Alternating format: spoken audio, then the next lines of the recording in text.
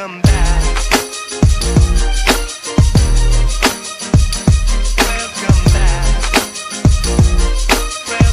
Welcome back. Welcome back.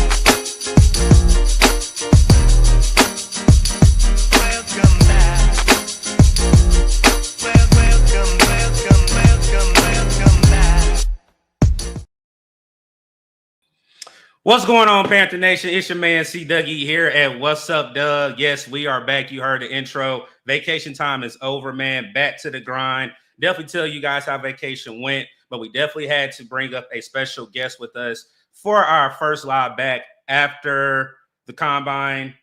A little bit in between free agency week, man. But again, I am glad to be back. Glad to be talking sports. But let me go ahead and bring up our guest. You guys know who he is. He's a part of two channels now. I might have the account wrong, but I definitely appreciate him. He's not a guest to the channel. Definitely one of my favorite Panther content creators. No other than Mr. Ricky Raines over at Panthers on Tap. And Ricky, do you want to tell the other channel that everybody can find you at as well now? You on mute.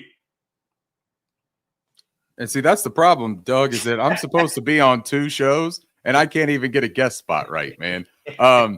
Yeah, thank you, though, for the introduction. Panthers on Tap is the first one. And then Draft Crush is a new project that I've started with my good pal, Edgar Salmingo Jr.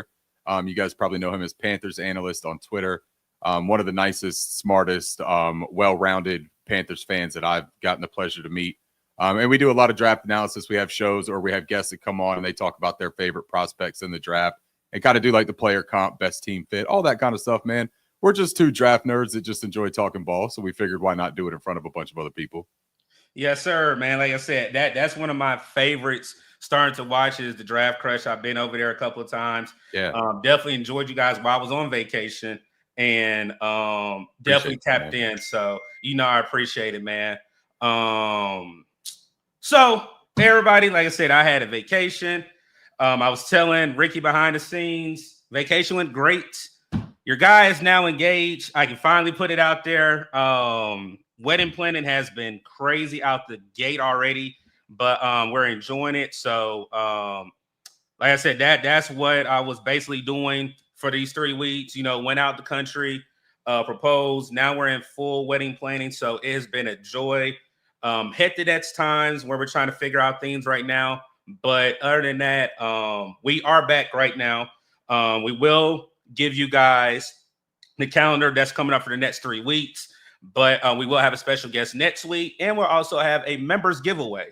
We will drop the link that if you want to become a member at What's Up, Doug, it only is going to cost you 99 cents. So you don't want to miss out on that when we'll have our first giveaway here for the year of 2025 at What's Up, Doug. So let me go ahead and show my screen to give thanks to our members here at What's Up, Doug. Again, it is only 99 cents. We will be dropping the link once we go throughout the live.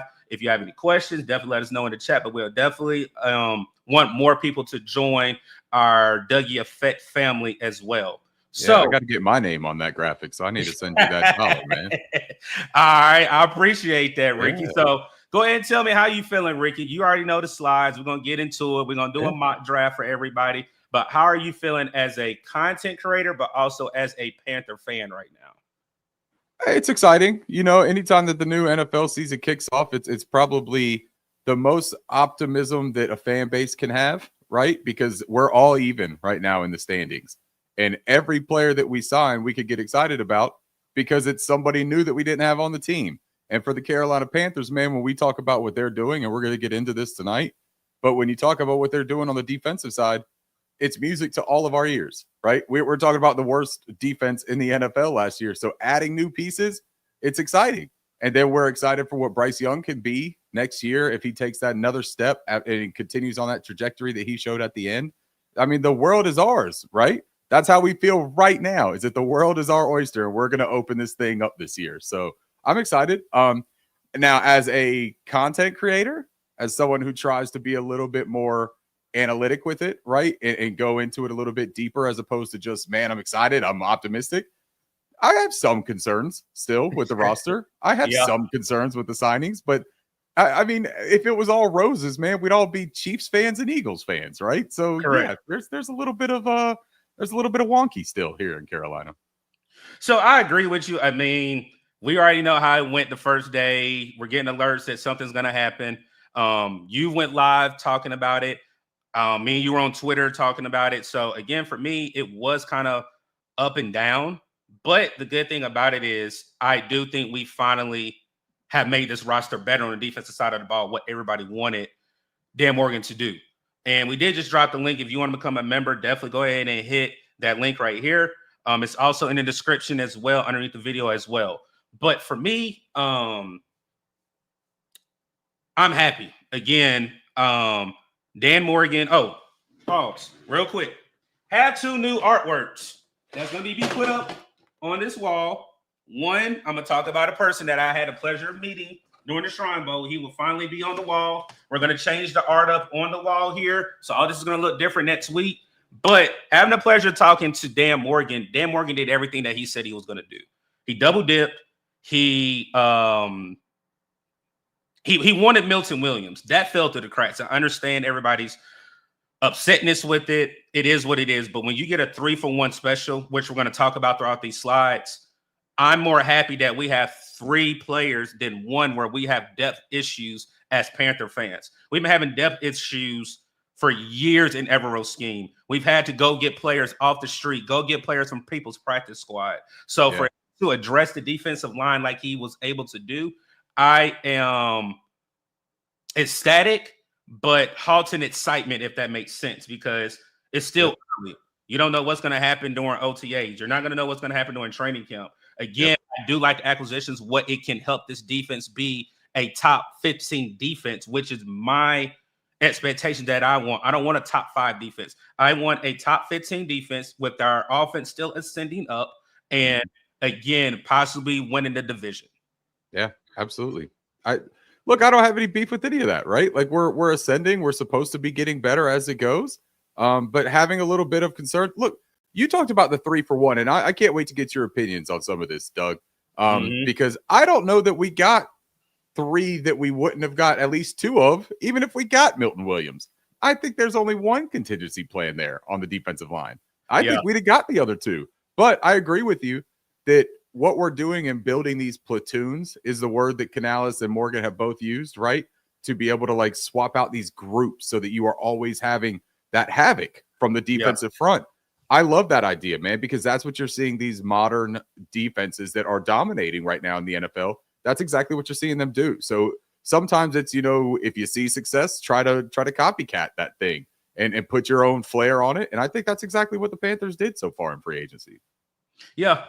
And again, like I said, it's early. I don't think we're done either, though, because again, one of the sides we're going to talk about is remaining holes. Then you also still have the draft coming up here in April. So there's going to be veteran blood, but there's going to be new blood also with rookies being implemented to actually be impactful, like we have a Jalen Coker and a Xavier Legette on the offensive side of the ball. So let's go ahead and go into it and get into it. Let's go ahead and talk about our sponsor here.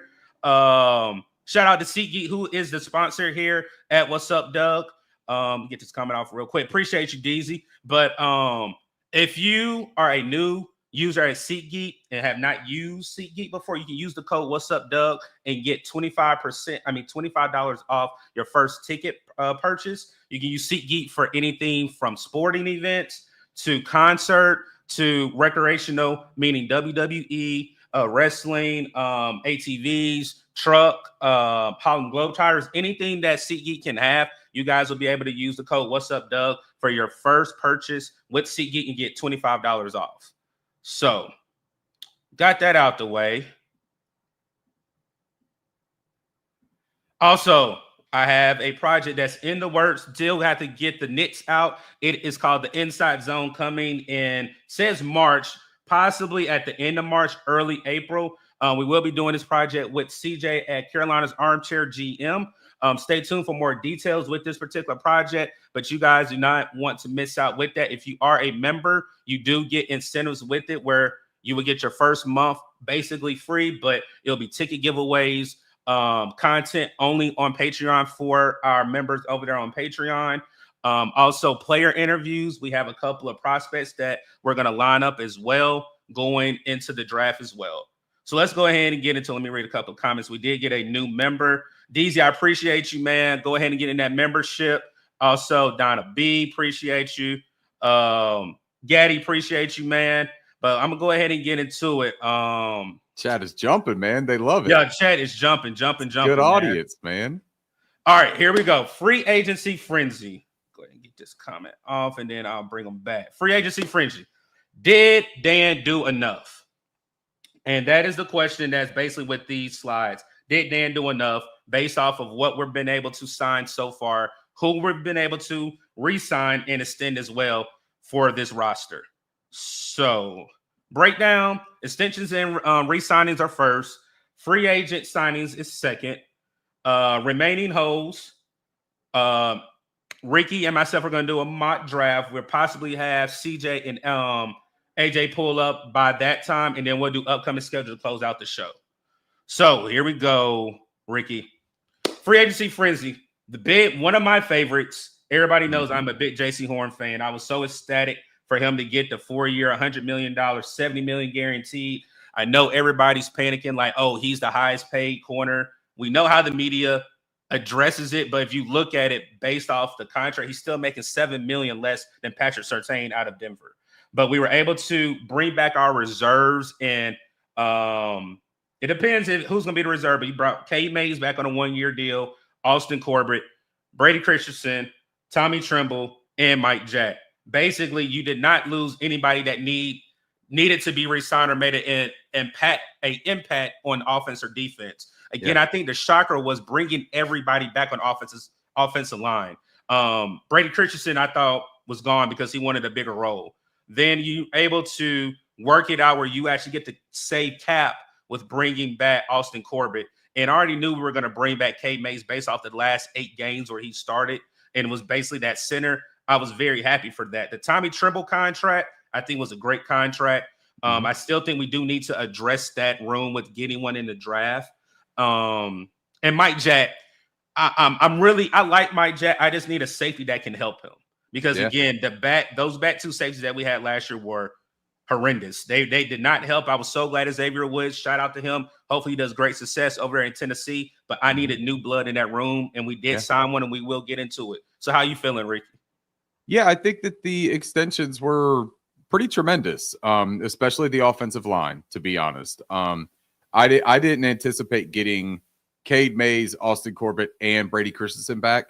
I thought that Brady was the most likely to go elsewhere because of his versatility and usage as a utility lineman.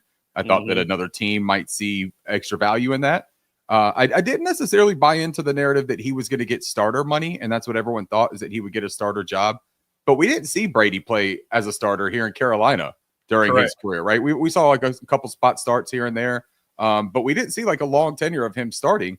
So it's hard to really get an idea of him being this plus starter somewhere else in the NFL. It seems like it came down to, hey, look, the offers that he received elsewhere were very similar to this Carolina one.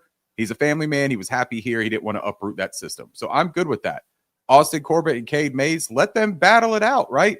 David Newton, man, I'm sure he wasn't a very happy camper when Austin Corbett signed back and said, hey, I'm going to compete for this starting job, because he kind of disputed the entire thing, right? Yeah. Austin Corbett is a competitor. He has been his entire career. The dude has never had anything handed to him. He's had to earn it at different positions than what he was even playing in college or what he was drafted to do in the pros. So I think that this is the continuity on the offensive line is absolutely paramount to sustain success for the offense. So that was huge for me. JC Horn, you said it perfectly, Doug. Yes, he got the bag. He's the highest paid defensive back in the history of the league. The guaranteed money was less than Pat Surtain's guaranteed money, which changes the way that contract looks. Facts. And not to mention, this is before Sauce Gardner gets his money. This is a couple years before, some of these other young guys, the guy in Houston, right? Stingley, yeah. Derek Stingley. He's going to command a huge amount of money, man. And if you could get in before some of these guys, that contract is going to look regular. I mean, I'm not going to say it's going to look small, because it's not small. It's $100 million, right? Like, it's a lot of money, but it's not going to look like some sort of like debilitating contract for the Carolina Panthers. What it looks like to me is we lock down our cornerback one, and now we get to decide, what do we need on that other side. If Mike Jackson is it, then Mike Jackson's it. I'm cool with it, man. Mike Jackson came in and did a good job. I think he earned his contract. I think that he's been a decent fit here so far. He was thrust into a huge position and a huge role. Talking about getting cut from Seattle, man, traded for a 7th-round pick that never played. And a lot of that was based on his injury that he had in Seattle and the new coaching staff. So him being here and being thrust into that position and having the success that he did, there are things to clean up. There are limitations there, I think. You don't want to ask him to have to play a bunch of press man coverage. That's not something that you necessarily want to see happen on a regular basis. But Evero loves to play cover 3. He loves to play zone defenses. If we had another corner, which I think we could talk about in the mock and all those kinds of things, if we had a guy with some nickel versatility that could also play the outside, that if we wanted to let JC travel, if we wanted to let him follow the top dog on offense, maybe that's the versatility we need. Maybe that's the free safety that you talk about needing, right? Those are all things that can happen, and they can happen in the draft. They can happen in the second phase of free agency. There are still things to do, so we're not done. But has Dan Morgan done a good job with the re-signings and extensions? I believe he has. Yeah.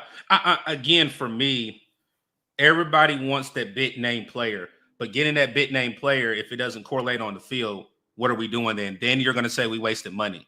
Again, like you said, we're going to get into that 3-for-1. I wanted Milton Williams. I didn't type anything yet, but I was like, when it fell through the cracks, I was like, this is not good because who's after him? But we'll get into it because, again, you have 3 players that give you 1 trait. So when you look at it, you get 1 player, but then you also get another player that can help as well. Yep. So the money flexibility, I have to give a player credit publicly. I know I've been saying a lot on Twitter, but Tuttle taking that pay cut, knowing that he wanted to be here in Carolina was big. I'm not the biggest Tuttle fan. People know that. I call him Turtle in all jokes, but again, for me, for you to do that, that just shows how you feel about the team. So there is competition, though. So it's not guaranteed that you're going to be on this team come, September. You know, Doug, one of my things with Shy, because I probably share a similar sentiment as far as like how much do I like Shy Tuttle and his tenure so far here in Carolina. It is not any kind of personal thing. I think that his biggest value that he's had so far, to be completely honest with the Carolina Panthers, from what I have heard and gathered, is being a really good pal to Derek Brown and making him feel very comfortable and getting him out of his shell and kind of facilitating him as a leader in that locker room and stuff like that. Like really him planting his roots here in Carolina. But what I will say about Shy and where I've always had this beef with him isn't even his fault. It's what the coaching staff is asking him to do. Them playing him at a zero technique. He's not a nose tackle, man. Like he could be uprooted quicker than the weeds that people are handling at the beginning of April. We're getting ready to plant their flower beds, right? Like this isn't something that is deep. The anchor isn't there.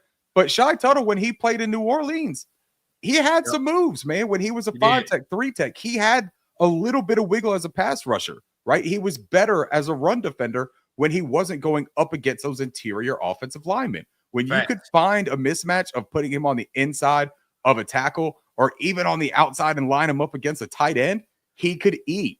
And I think that what they're doing with some of the free agent moves and possibly what we have seen with them talking to certain players, we've seen them talk to archetypes of players that they haven't had here in Carolina.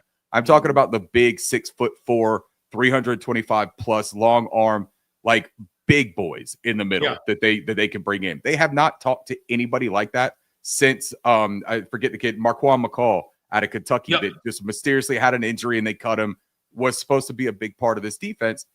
All of a sudden they're starting to build that way. If Shy can be a little more versatile and they don't ask him to play nose, I think you could see better production and better value out of Shy Tuttle, especially taking that pay cut. Yeah, I mean, I knew something was going to be different when Dan and Dave did their final exit interviews. And you remember Dave said things are going to look different. We're going to look at different personnel. And then I think we brought in a futures contract. I think it was the young man out of Coastal that Gerard was Clark. not. And when you look at his metrics, we were all saying, hold on, we've never had that particular size and length of a true nose here in Carolina.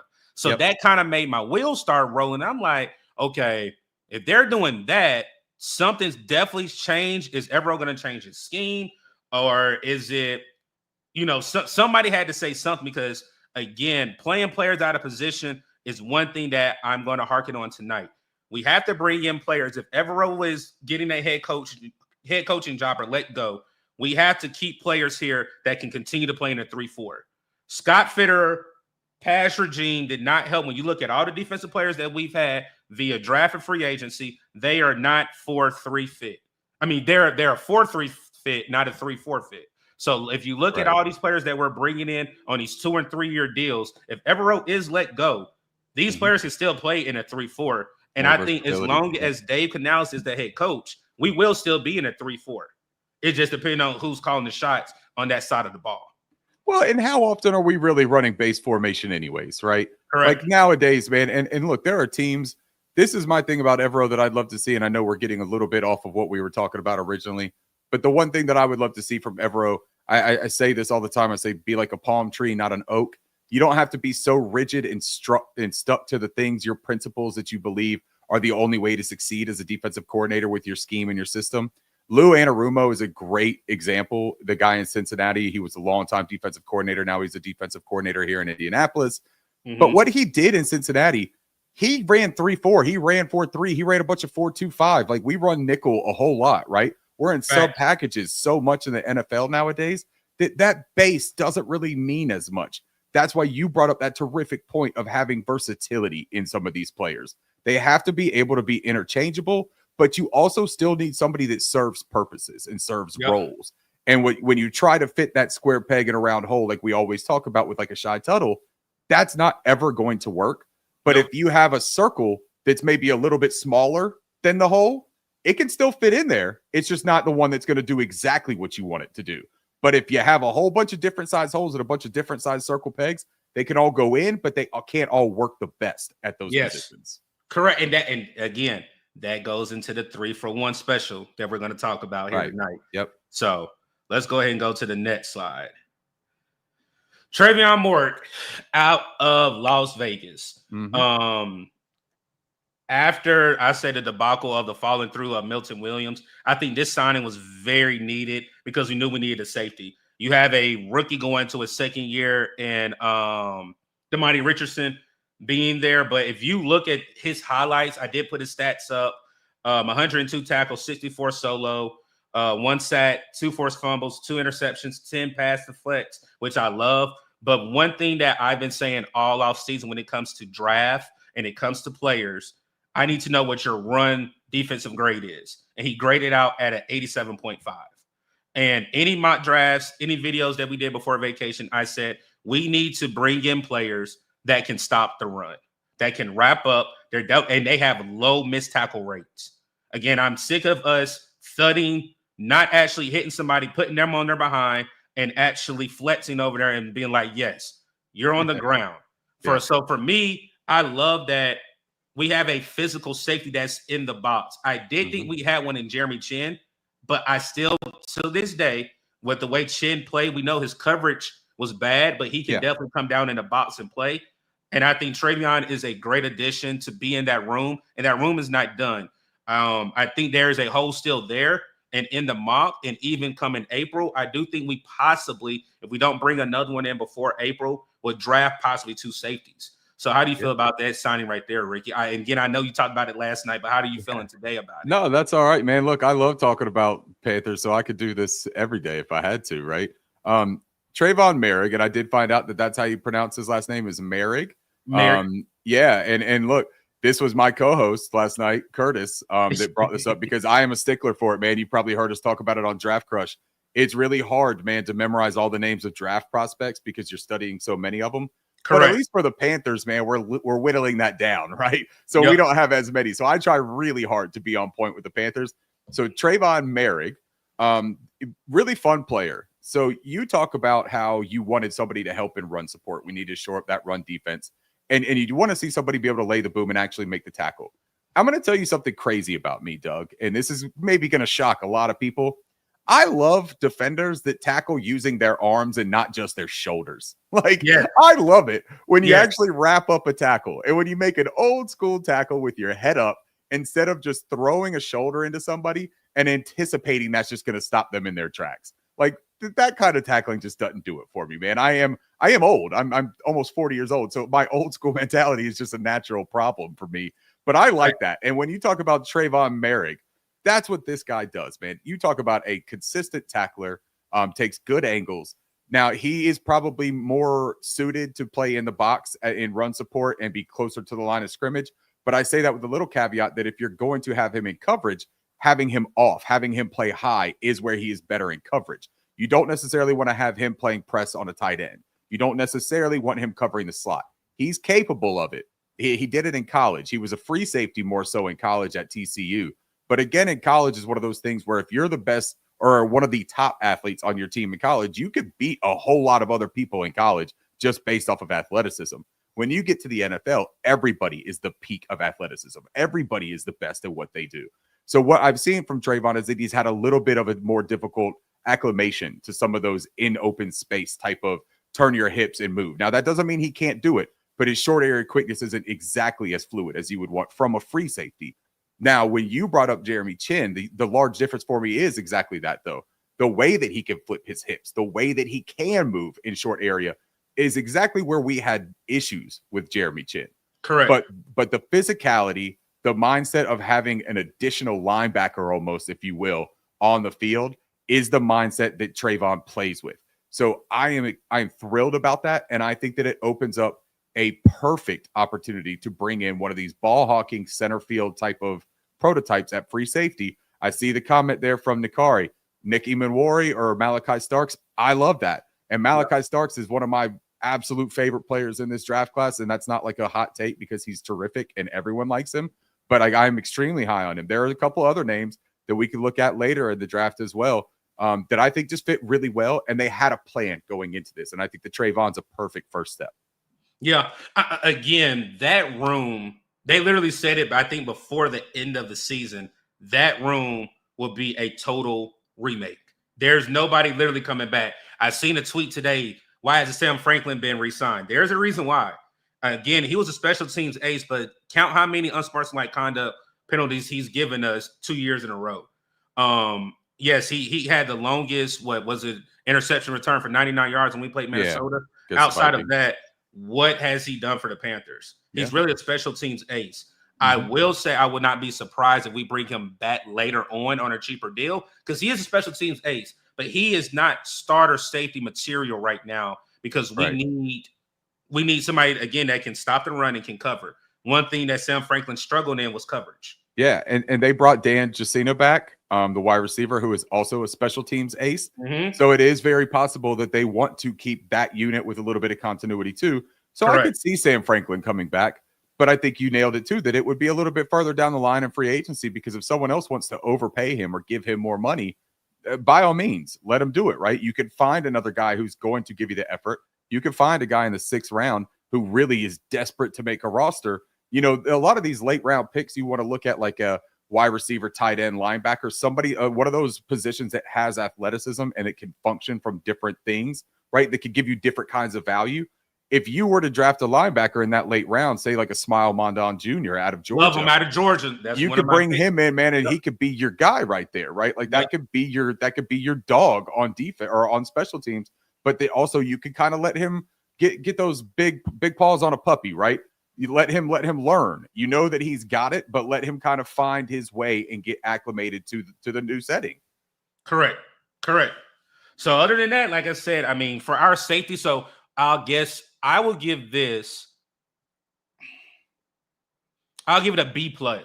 I would give it an A if we sign another safety and I don't have to worry about another rookie. But right now, for me, I would give this signing for us having a new safety in the room a B+. You know what I do? And Doug, this is going to be a cop-out, and you're probably going to hate this about me being your guest tonight. But I'm going to tell you, I give every single free agent signing a C because I don't know what they're going to do here in Carolina. I could give you a player grade on what they were before, but coming here to Carolina in this system, and look, here's the thing about a lot of the guys that we signed on defense. These are role players outside of Trayvon Merri. These are role players that we have signed with high upside potential and hope that they continue trajectory and development to be more than role players. But if they are just role players, that's okay too. Like, you have to have that on your team. But without that upside and that potential, some of these contracts will be overpaying. And overpaying is okay, but that is part of this risk here, is when you sign role players and not proven contributors that have played a high volume at starter playing time for teams. It's just part of the game, man. So Correct. Trayvon, I think, is one of the safer ones because he has a lot of history that you can look at and point to. But these guys that we're going to get into next, man, there's a little risk involved. All right. I already know what you want to get into. Let's go ahead and get into it. Let's do it. All right. Trench warfare, defensive line rotation. As you guys see, we see the 3 new defensive linemen that we brought in / I'll call them linebacker / DNs because we're in the 3-4. You got Patrick Jones II, who did his interview today. Shout out to him. You got Bobby Brown III, and you got Trayvon Wharton. And he actually didn't do an interview, but he was at the stadium today. So 2 years for Pat, $15 million. Bobby Brown got 3 years, $21 million. And Trayvon got 3 years, $45 million. So the question that I have on the screen, but we'll get more in depth because I know Ricky's ready to hear that 3-for-1 special. Has the defensive line been addressed enough this offseason? Meaning, did we do enough to stop the run, to have depth, and to not be at the bottom of the barrel, being number 32 in the league in total defense? That's tough. Did you want to take that first, or do you want me to? I can go first. Look, if you want me to go first, I'll go first. It's your show, man. You're a newly engaged man. You take the honors. So I'll do this. For me, again, once I sat down again, I was upset about the Milton Williams situation. But for me, when you look at it, you have 3 players that give you what one player gives you in Milton Williams. Shout out to One Carolina. Shout out to John. I was able to join his show. John even said this point of, I understand why you say 3-for-1, but when you look at when we played the Eagles, who did Carolina double team? Was it Milton Williams or was it Jalen Carter? And when he said that, it kind of made me like, situational. Look at what we can do with Carolina. Yes, I understand we had Milton Williams, but Milton Williams was not good on run stopping. When you look at Ashawn Robinson, you got a DB coming back. Then you have, let me pull the graphic back up. You have a Bobby Brown II there. And then you have in pass situations, you got Patrick or Trayvon coming in. Again, it's situational players that we brought in where when we know there's a passing down, you can put a player in there and they're going to execute to that play. When there's a run play, you have that player that can execute. Also, again, Lord forbid Milton Williams gets hurt at the Patriots, but let's say he goes down. Same thing that we had with DB. Who do we have come after DB? Nobody. You had depth pieces. Nobody that could actually start. So the 3-for-1 special for me was one thing we've never had since back in the day is depth. We finally have depth at positions. Then again, this is not the draft. I understand this is the final roster right now. You still have the draft where you can bring in different types, different sizes, different arm lengths, like you brought up earlier. Again, this is just the starting point of it. So again, you're adding more to that room where, again, Dan Morgan was very aggressive last year, fits the offensive line. Then you bring everybody back. When's the last time we've been able to say our offensive and defensive lines are the strength of this team? Right. No, it's been a minute. And first, I think you brought up something that I had meant to say earlier. I saw him in the chat, One Carolina, John, tremendous content creator. Yes, sir. He was saying nice things about us and your show and about me in the chat earlier. And I just wanted to kind of repay that favor because I mean it sincerely. He's one of the really good up and coming content creators here that we have for the Panthers. Yes, sir. But you bring it up, man. Let's talk a little bit about that defense, right? Because you're asking, are they going to be the 32nd ranked defense, right? Like, did we do enough to get out of that basement? Here's what the Carolina Panthers defense was last year. We were tied for 3rd least sacks in the NFL with 32. We had the worst quarterback pressure rate in the league at 25.5. We allowed the most passing touchdowns in the league with 35. We had the 2nd worst EPA per pass attempt in the league with plus 0.10. That means that every single time that an opponent threw a pass against us, they were anticipated to add 0.1 points to their score each time they did it. That's wild, man. That's one of those deeper analytical things where like it does like a whole lot more than just how many yards did you get on a pass. League worst rushing yards per game at almost 180. Second worst EPA per rush. Second worst yards before contact per attempt at 2.09. Before the running backs for the opposing teams were even touched, they were getting 2 yards. We gave up the second most rushing touchdowns surrendered, and we had the league worst 10.3% run stuff rate. That means a run that is stopped for no gain or a loss of yards. That is atrocious across the board, right? Like these are awful metrics. Did we do enough with these moves? I think that it's a really smart, calculated approach. I love Bobby Brown. I think that he is probably my favorite signing of all of these guys. I think that he was asked to do certain things in LA that didn't necessarily showcase everything he's capable of doing. But what they asked him to do, playing the nose, and he played a lot of nose in 23. He played some 4-eye, he played some 5-tech, he played some 3-tech, and he played a little bit of nose still in 2024. But once they brought Braden Fisk in, they started moving around a little bit more. Once they brought Jared Versa, they started moving things around a little bit more. And Bobby made some terrific plays from the 4-eye. So you're talking about if we're in base, I could absolutely see Bobby being our nose tackle 1, right? And I'm glad about that, and he's going to be really good at that. Terrific run defender. Mm-hmm. But I don't think when we start talking about these sub packages and we start talking about the versatility, I don't think he has to come off the field necessarily. I think that you could still have him on there. I think you could even see pairings of a 2-man front. I think you could see Bobby Brown and Derek Brown out there together having these giant dudes who are both terrific run defenders, but offer at least the possibility of pass rush upside, right? Especially if you happen to get some new pieces outside of them. Turk Wharton, I think, is a very appealing prospect for me, or addition. Let me not say prospect. I'm sorry. I'm in draft crush mode, so everything is a prospect to me. A very appealing addition to me. I love that he is a interior pass rusher. We have not had that. He is undersized. You talk about the different types of like physical prototypes, right, that these players bring. I thought that was a great segue. It's almost, Doug, like we're doing a show together and we have a little bit of chemistry here, because when you talk about the different size, Turk Wharton is 6'1", 280 pounds with 31.25 inch arms. So he is undersized. He's going to be very reminiscent, let's say, to an Ainias Peebles, the Virginia Tech defensive tackle in this draft, right? And I could do draft comps because that's all that I know right now. Bobby Brown, 6'4", 324 pounds, 34.75 inch arms. That's very close to the Warren Brinson that we're bringing in right now, the defensive tackle out of Georgia, very similar profile, or even Alfred Collins, the Texas guy who is the run stopper in the middle. Very similar. Pat Jones, 6'4", 260, more of an edge player, 32 7/8, so almost 33-inch arms with an 80-inch wingspan. That's that length. That's what they covet on that outside, right? That's what they did with Jadeveon Clowney. That's what they did with DJ Wanham. It's what they thought they were doing with DJ Johnson. These are thresholds that the Carolina Panthers have, and they have prototypes that they want to build from. I think that they did enough to build a foundation. I think they need some bona fide dudes now. I think they need juice. I think they need to bring in some edge juice, and I think they need somebody with some nastiness to him. I think that Bobby Brown could be a really good player here, and I think that he has the best chance of outperforming his contract out of those three.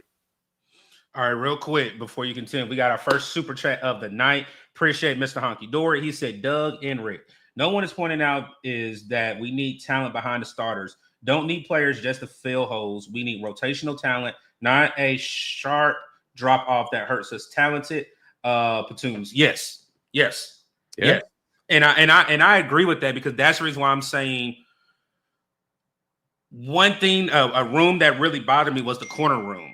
Corner room was where when JC went down. Well, JC did go down at the end of the year, but whenever we had injuries, Nick and then Chi Smith Wade got shut down, we were picking up players that weren't even playing or on the practice squad. So you're getting players that can actually contribute and have been contributors on their other defenses. So, So for me, I do love, again, some of these players are going to be starters, but some of these players are also depth pieces. And again, 17-week season is a very long season.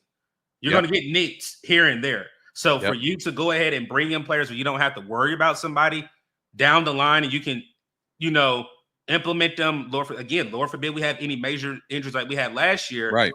We're not going to have a major drop off. Well, look, we talked about this last night on Panthers on Tap, and you and I kind of touched on it a little bit at the beginning here tonight.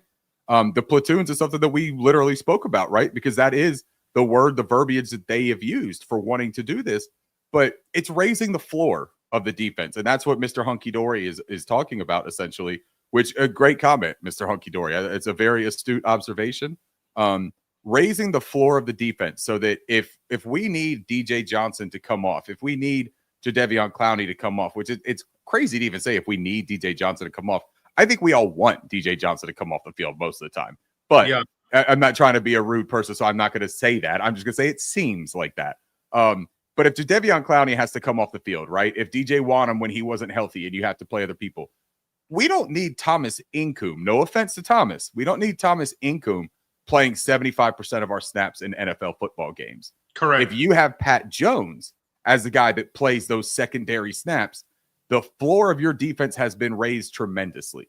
And it goes the same way with the defensive interior. I know we re-signed LeBrian Ray, but LeBrian Ray shouldn't be seeing a hefty amount of snaps either if you're having a very good year. And that's no shot to LeBrian Ray, but there are tiers of football players in the NFL. And he has not proven to be anything other than a lower tier football player at this point of his career.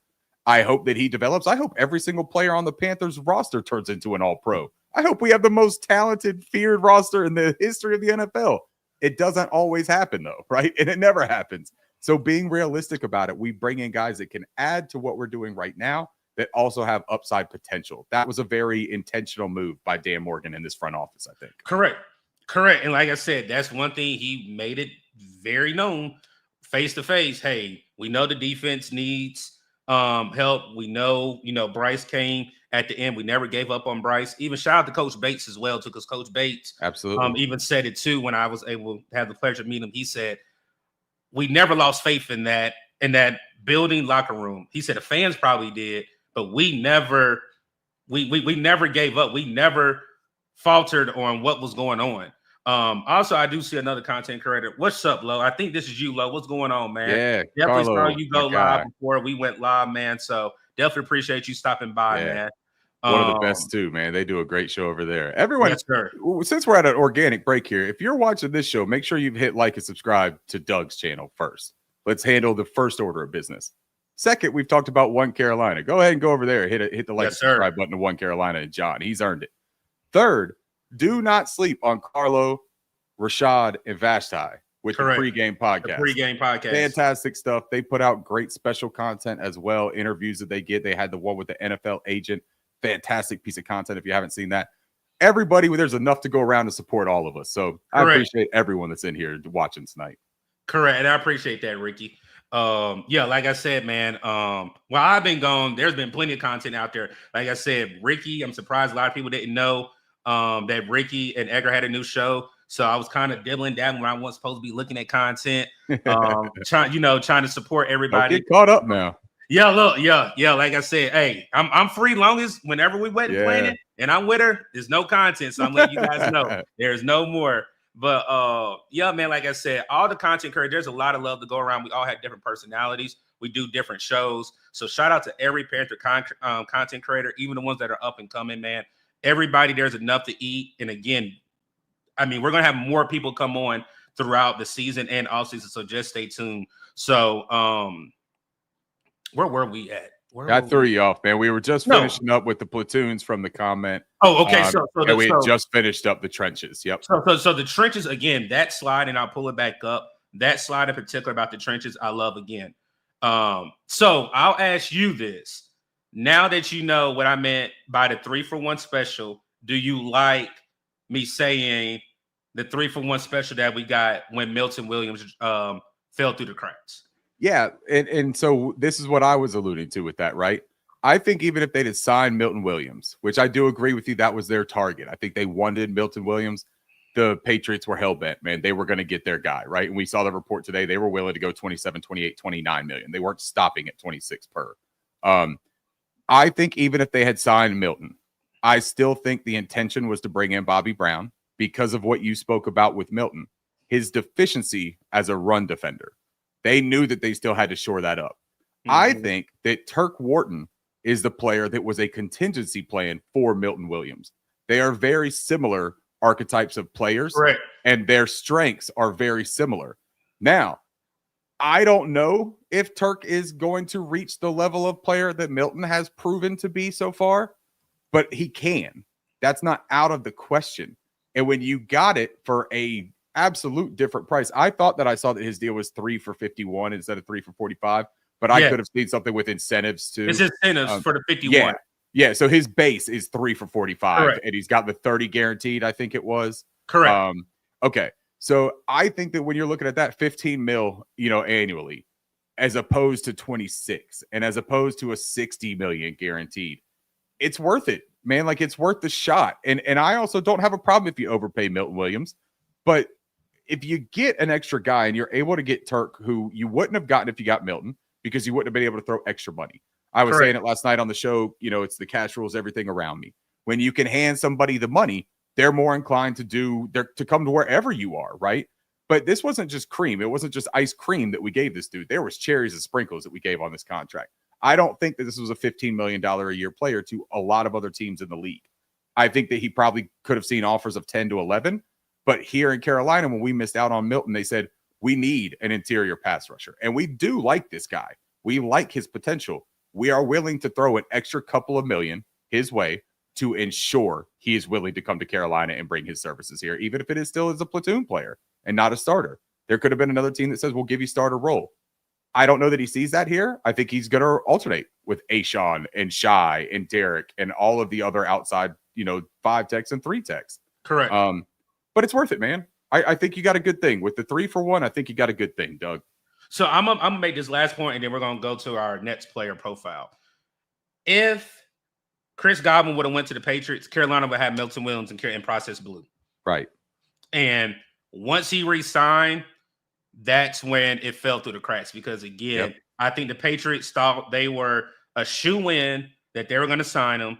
And he went right back to the Buccaneers, where he's got his best friend, Mike Evans, and has a quarterback who we used to have here at Carolina, and Baker Mayfield, that's had 2 great years with him, regardless of the injuries. So, again, if that happened, and I think it was going to happen, because, again, if I'm not mistaken, Chris Godwin signed before Milton Williams. And when that happened, that's when the news fell through. And it's like, oh, we have extra money. So we did do our due diligence for it. Absolutely. So much of it is timing, timing and opportunity, man. And that's what happens in free agency. You got the legal tampering. Everyone could talk to each other. But it's the minute that pens start hitting paper, man, and people start agreeing with a legal binding contract, that changes the game. And when we had Milton on the hook, maybe they could have pressed it a little bit harder. Maybe they could have offered more money. But maybe the same way that the Patriots felt about Chris Godwin, we felt about Milton. Maybe we felt like it was in the bag. Hey, we had this. We're offering a bunch of money. Like, we're going to get him. And they might have if it hadn't have been for the Godwin fallout like you spoke about. Correct. All right, here we go. Rico Dow. This news broke when I was actually headed back yesterday. But again, shout out to John at One Carolina.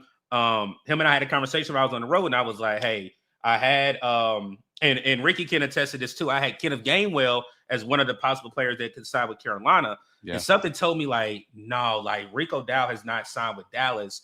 And me living in Dallas, I was like, there's a possibility that we could possibly sign him. Me not being a Gamecock fan, being a Tar Heel fan, even though he was a South Carolina Gamecock. So whenever we signed on, like, there's no way that we just signed Rico Dow. Me being here in Texas, he was the pulse of that team the last 6 games.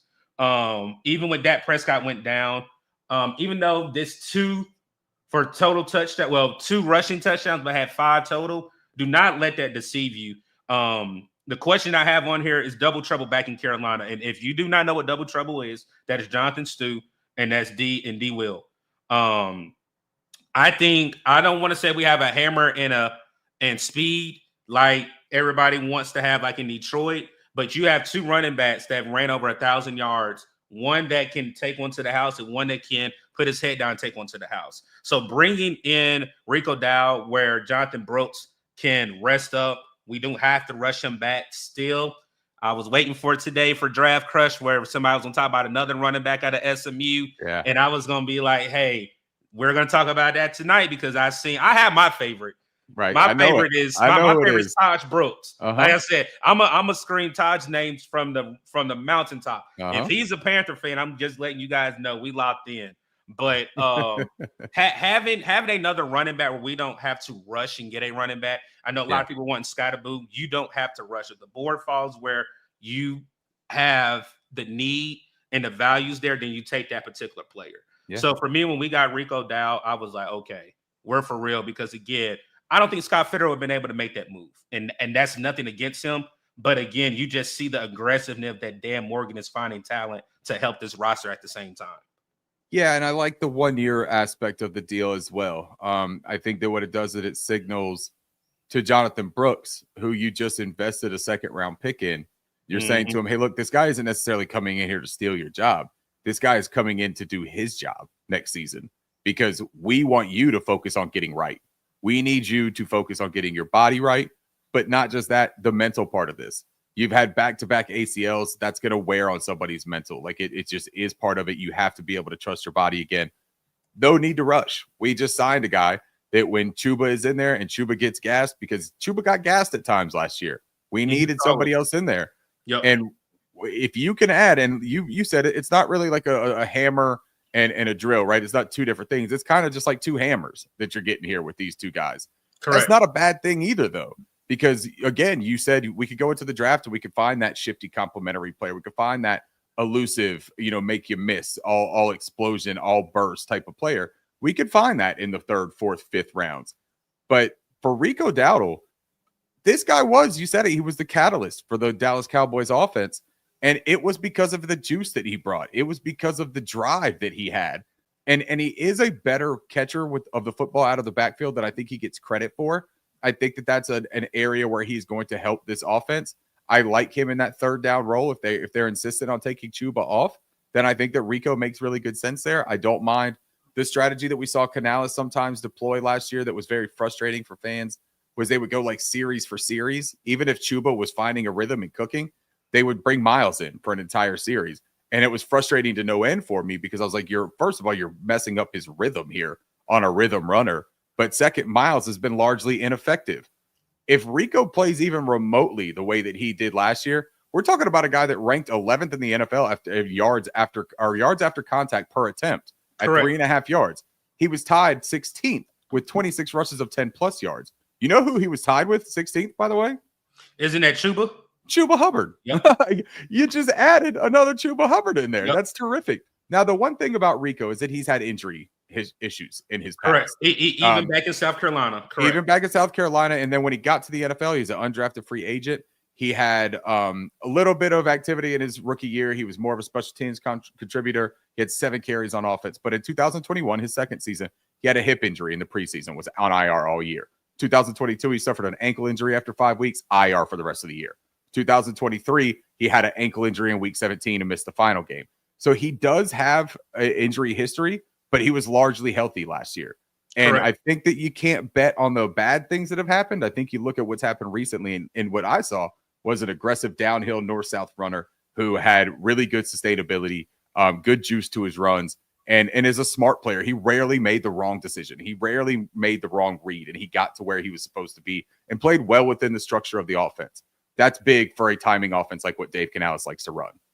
Correct. And I laugh. I've seen a lot of people say, oh, yeah, we're running the ball next year. We ran the ball this year. I mean, again, you're just not going to have a let off. Right. Miles Sanders, shout out to him wherever he goes, Yep. hopefully flourish. But when you look at it, that last game, you finally saw if we had a player that could come in and step up when Chuba needed that break, we would have a 1-2 punch. Just look at what Dave Canales was able to have when he was at the Bucs. Rashad White came into a resurgence, and now look at where they have now with Bucky Irvin. They have a 2 backfield running backs, even though he didn't have the pleasure of having them. But for me, I do think this is great. I do think we will add another one.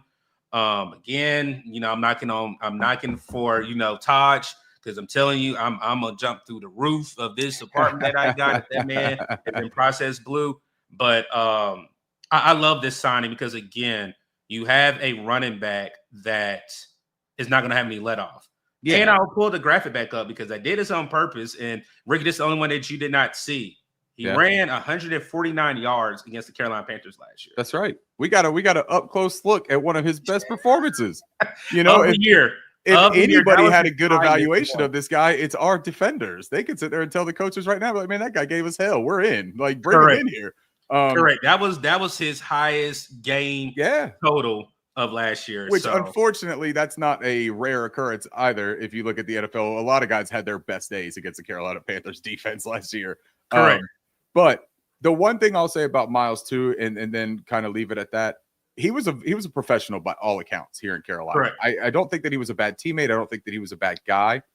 But I saw his comment that he made about, when it was discussions about him taking the pay cut or being released, and he decided not to take the cut. And he says, I want to value myself because I showed what I could do that last game of the year. I showed what kind of player I am, and I showed that I can make an impact, and I shouldn't be on a bench. That gives me a little bit of issue. And if I was a prospective team looking at him, I would say, well, I also saw the other 30 games that you played in Carolina, and I didn't see that player except for the very last game against a bad Falcons defense when you knew you were probably auditioning for your next job. Yep. That doesn't give me the warm and fuzzies if I'm a prospective team. And it makes me feel, as a team that's letting him go, makes me feel like, hey, we probably made the right decision in the long run here. Yeah. And like I said, he basically shunned on Chuba and was like, possibly I should have been starting, and now you see why. But again, you couldn't stay healthy. No. That's one thing that hurt you. When you didn't stay healthy and then Chuba just took the reins from it, it was no turning back. Chuba was a top 10 running back. How could you possibly say I should have been the starter over that guy when you never showed anything that was even top 30 in the league here? Yeah. Right? No offense to Miles. Sounds like he's a good guy and professional. And I wish him the absolute best, but we're not going to do this thing where it's like, hey, I had one game for a plus 100 yards and 2 touchdowns. I easily was better than Chuba for the entire year. Get out of here, man. Correct.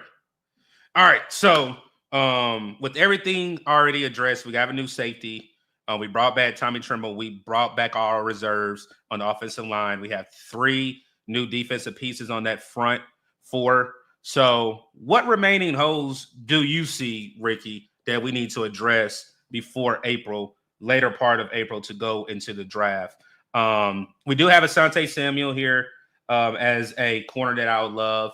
I put T. Higgins up here on purpose because the whole thing last night, people were just running rampant with the T. Higgins rumor, and I cannot think of this man. I should have wrote his name down. He's a safety out of Indianapolis Colts. I cannot think of his name, and I'm going blank right now. But I do think safety is another position that we need to address. But as of right now, how do you feel the roster as a whole? What other holes or what other players would you like for us to address before we head into the draft in April? Yeah, I think that the graphics are pretty good demonstration of it. I don't necessarily know that we have to fill all of them in free agency, but I do think that there are holes that have to be filled with intent, whether it's through the draft or free agency. Nickel corner is a huge one for me, and that's not to be downplaying Shaw Smith-Wade either. I think that Shaw is a decent ball player. I think that he's a 5th-round rookie that was playing the nickel for the first time in his career. He's a boundary corner his entire career at Washington State. Had a nice week at the Senior Bowl and showed that that hip switch that you need to be able to play inside on that island, playing that nickel as opposed to being outside with that the out of bounds line as your friend. He showed the ability to do that, but I didn't think that he was overly impressive or overly dynamic at the nickel. I just thought that he was better than Dane Jackson.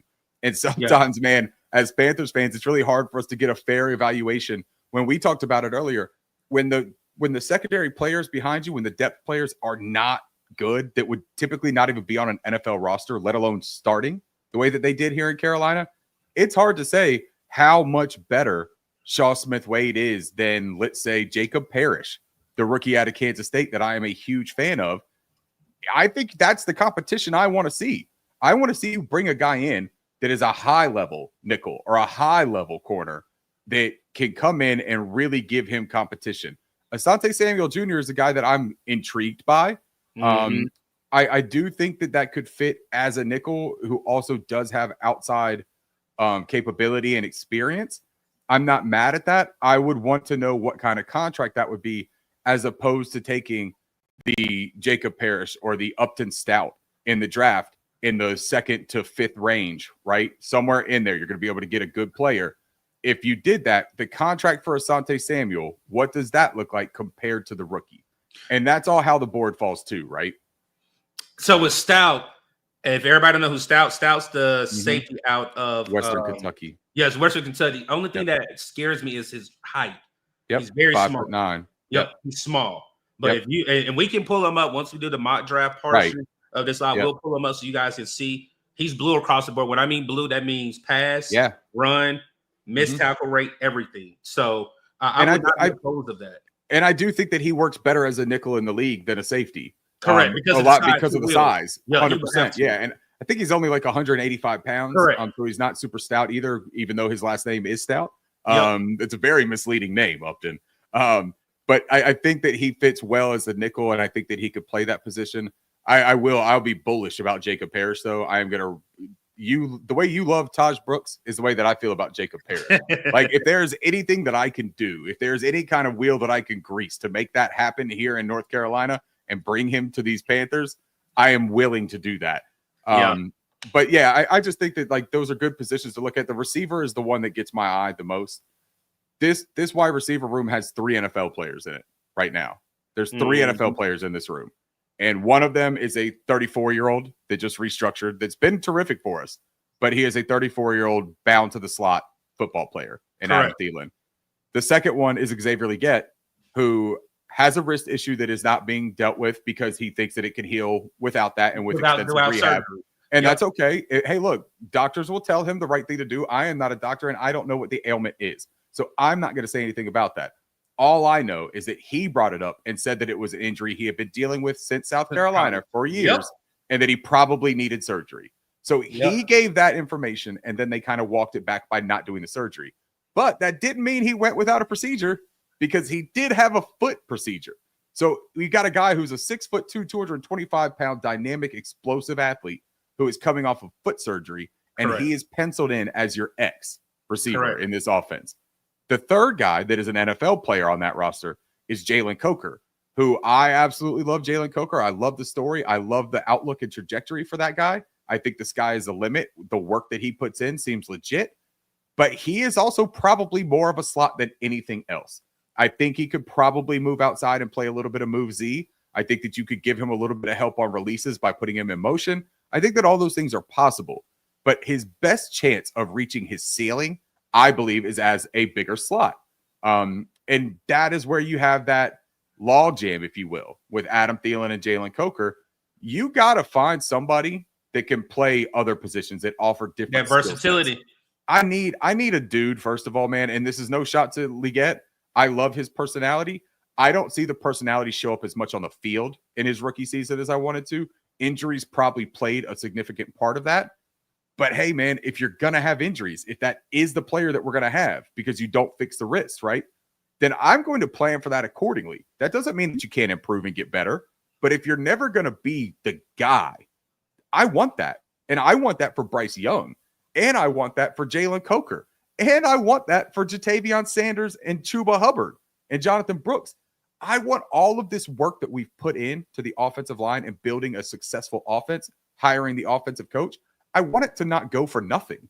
You know what I mean? Like, I want to be solid across the board. Correct. So I think you can't have 3 wide receivers in that room. I think you have to have at least 4 or 5 NFL talent wide receivers. And I don't think we have that right now. Yeah, I agree with that. I totally agree with that. Let me go ahead and bring up the man. He calls himself the Carolina's armchair GM, but I call him the cap guy. I already know he's going to be like, no, you didn't, Doug. But let's go ahead and bring up CJ over there at Carolina's armchair GM. Man, how you doing tonight, man? Praise the Lord, Doug Free. No longer bound. What's going on, everybody? How y'all doing? What's up, CJ? What's going on, Ricky? Good to see you, man. Hey, so CJ, before we go into the mock, you did a show last night. You talked about the signings, but what holes? Let me get your perspective of what holes do you think we still need to address as well on the defense side of the ball? No, I'll pause. My bad. As a team, I said defense as the whole team. My bad. Is there a hole that you still think? I'm still going to say the same thing. Edge rusher. Okay. And like y'all were talking about earlier, especially Ricky, we talking about the floor now. is higher than what we had, because you got to think about it. When you was like Thomas and Kuhn, coming in and playing the snaps. Somebody like who was it? Was it Cam Gill that came in as edge rusher as well? Yes. It's like, so you have these injuries and you have all these things that go on. Jadeveon Clowney out there looking like he is completely gassed sometimes. Like he's like, I'm tired. I need a break. And I know a lot of people aren't, overly thrilled with the signings that we have so far. But the thing is, like you're saying, they all offer a certain type of, certain thing that they do well. Right. I can see, on obvious rushing downs that Pat Jones II may be in there. Okay, passing downs, you're going to see Wharton in there. Right. And finally, it seems like we have a nose tackle. I said this last night. Evero seems like he does not want anybody over, 300 pounds, maybe 305 at the most. And I'm not saying that nobody can play a good nose tackle that's not, over 320 pounds. But and Ricky, let me say this: when you said what you said about Tuttle, man, let me tell you, it almost brought a tear to my eye. I've been saying this for the longest time, and Doug will tell you, I don't mind Tuttle, but he is in the wrong scheme. He's in the wrong position in the wrong scheme. That's it. Right. It's not his fault. It's not his fault, man. It just seems like, hey, you brought it up, man, and I'll crack a joke about it because as a fat guy, I can say this, but it almost seems like Evero is just fat shaming at this point. Like, I don't want nobody over 300 pounds in my room, and it's like, come on, dog. Like we could have bigger guys in there too, bro. Man, hey, let me tell you, but I like what they have done across the defensive line. Now I feel like we have rotational pieces that can come in different situations, but we do need to bring in somebody on that edge. I don't know if there's anybody else as far as free agency they can bring in that's going to come in and make an immediate impact. They may have to do it through the draft. Shoot, if I was the Panthers, I'm even after this, I did a mock draft earlier, just kind of chilling out, and I still took 2 edges in the draft. I mean, and we'll see. And but I think you also got to take into account what Brandt Tilis said at the combine when he was like, we want to have a functional roster the day before the draft so we can go out and play a game, if needed. And he was saying that because they want to go into the draft not saying, okay, we need something at this position, we need something at that position. We can just go out, and I guess he was talking about best player available. But at the same time, me as just a fan, I'm sitting here like, okay, well, as long as that best player available is a cornerback or edge, preferably edge, then I'm fine with that. Yep, 100%. Yeah. But edge and safety. All right. With that being said, I mean, CJ had the benediction with that. It's time for mock draft 3.0 now. Again, chat. I'm gonna be on the YouTube side of my phone, so I know I'm not gonna be able to see the comments, but I'm gonna try to read you guys' comments. We won't be able to actually see them, so I'm gonna make sure I get to everybody's comment when we pull the screen up for the mock draft. But let's go ahead and present my screen. Let me see. Yeah, let me do. Yep. All right, here we go. All right, so I already got it ready here. This will be a collective mock. Again, if there's a player that you guys want me to pull up, Ricky or CJ, definitely let me know. Okay. And we are in the war room. So, do you guys see my screen?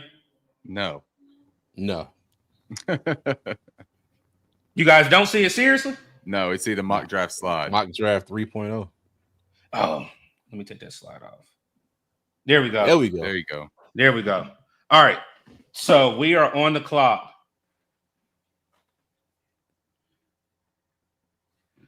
As we can see, number one, I do Carter went first, Cam Ward. Then you got Will Campbell. Anshan Genty went to the Patriots, Mason Graham, Jaguars, Travis Hunter, Raiders, Jets, I don't even know how to say this name. I know who this young man is, but it's the Armand Membu. Yeah, Membu out of Missouri. And now we are on the clock. And I know a lot of people already see a name up there. And fellas, okay, I'll say this right now. How are you guys feeling? We're on the clock right now. Tet is right there. Are we taking Tet based off of what we did in the offseason?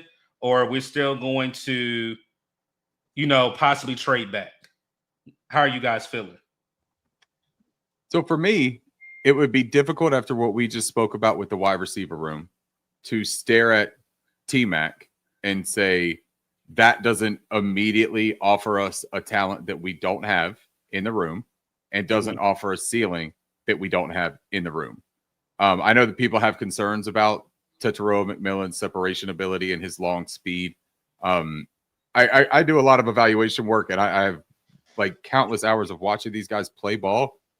I think that Tet is a very legitimate NFL talent. Like, I really do. He's my wide receiver 1 in this class. And that's not to say that he's like light years ahead of all the other guys, but I think he's clearly the wide receiver 1. I think that when people talk about his movement being an issue, they're forgetting that he's a legitimate 6'5". Like, he's 6'4" and 7/8 or whatever it is. This is a big guy. And when you watch him, man, he moves different than the other guys. Like, sometimes evaluating players doesn't have to be as difficult as we make it, man.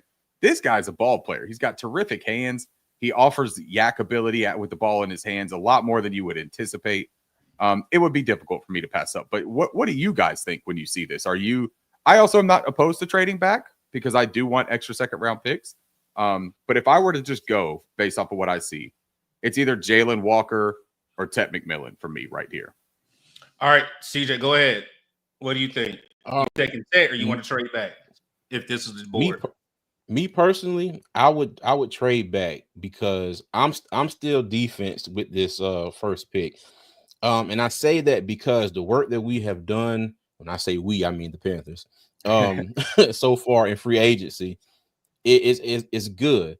But if there's still a bona fide star right there that you can take, at number 8, if we trade back a few spots, I say you go ahead and jump on that. I wouldn't mind trading back because if we do pick at number 8, we don't pick again to number 57. There's a lot of talent that may come off the board between 8 and 57. So if you can trade back with a team that has a draft pick, somewhere in between, 33 and 57, hopefully, closer, maybe in the 40s, I think that's a win as well. Not trading back, too far. And I'm gonna say this, and I know a lot of people aren't going to agree with me, but last year our defense was atrocious. And if we would have had just a resemblance of an okay defense last year, I think we would have won 3 to 4 more games. Okay. And that's with Jalen Coker, Xavier Legette, Adam Thielen, David Moore, and who was the other receiver? Oh goodness. Crap. You talking about Tompkins? Tompkins? Yeah, little man, Tompkins. Tompkins. Yeah. And you had a Tommy Tremble and a Jatavian Sanders, who are all back except for Tompkins and David Moore as of now, who is somebody I do think that will eventually be back. And I'm not saying that there's no room for upgrading on that on the wide receiver room, but I don't know if you necessarily have to do it with the first pick, with Tet. And there's still some rumblings about us getting, wide receiver. I've heard things about T. Higgins. I heard things about Brandon Ayuk, all that stuff. Don't know if any of it's true or not, but, it is what it is. But the way that they attacked the offensive line last year, I think that they should do that again, this year.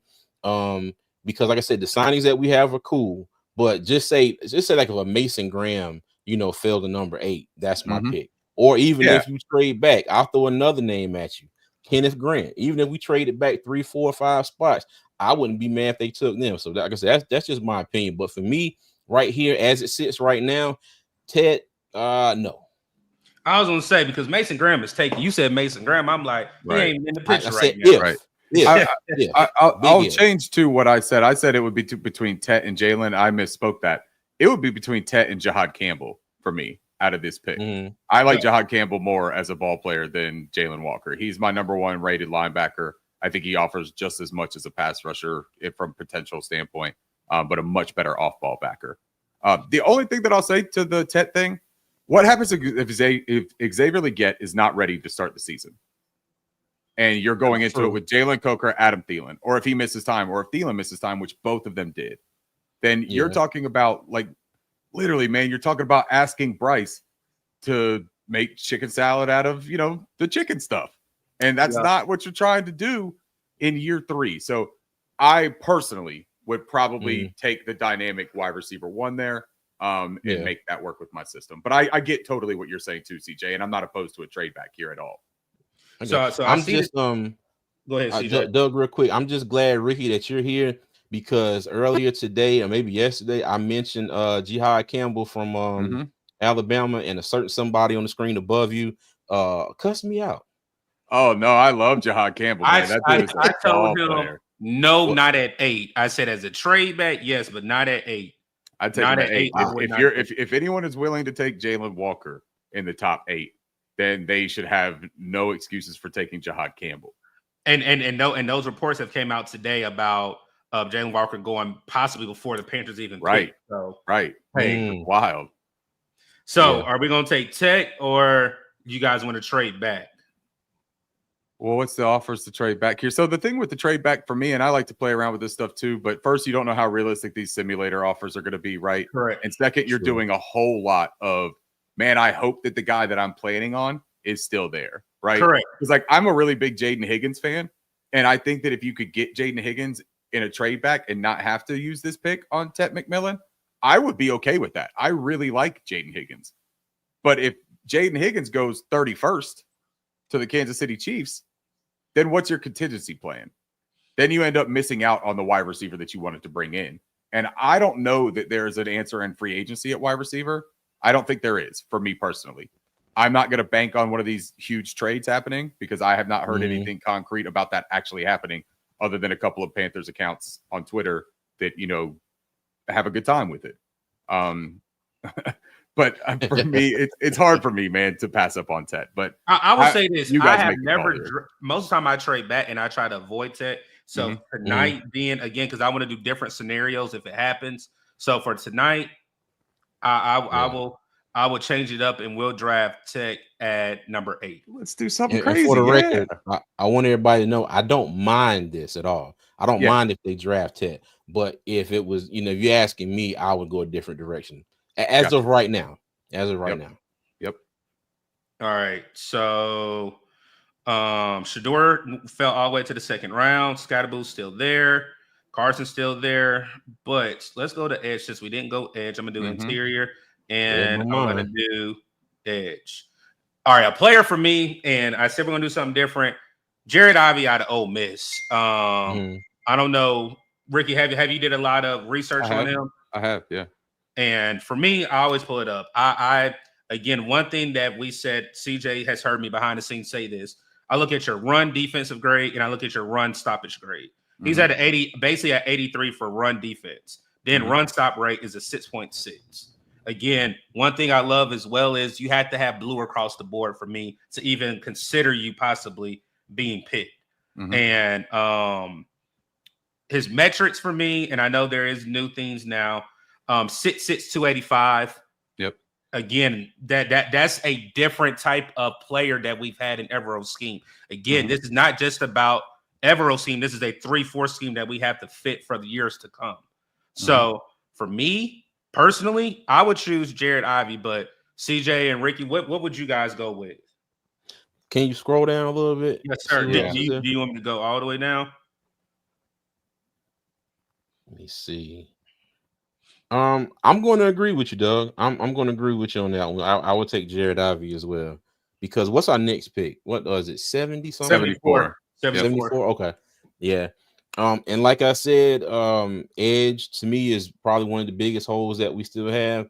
I would definitely go if he's best player available right then, Jared Ivey. So what I would say about Jared Ivey, I do like him as a player, but here's my thing. I think his best success is on the inside at the next level. Okay. I think what he found success with at Ole Miss was being bigger and stronger than everybody being lined up outside. He used just his being stronger and more athletic was how he won at Ole Miss. You saw there the Mhm. description that he didn't have a bag of pass rush tools. He wasn't asked to do that though. Like he was so much bigger. It was a little bit reminiscent of Shamar Stewart in a way, where he was able to use his size and physicality and athleticism to get pressures. Now they used him a lot inside as well at Ole Miss. They gave him a mismatch when he had that speed and athleticism. I don't think he has the quick feet. I don't think he has the fire get off to play as a stand-up edge, as a wide 9 or as a 7 tech in the NFL. I think that his best days are as a 5. And then you kind of use him as that undersized 5, kind of similar to what Turk Wharton is for us, almost in a way. He's got a little bit more length, but he doesn't have that dynamic get off.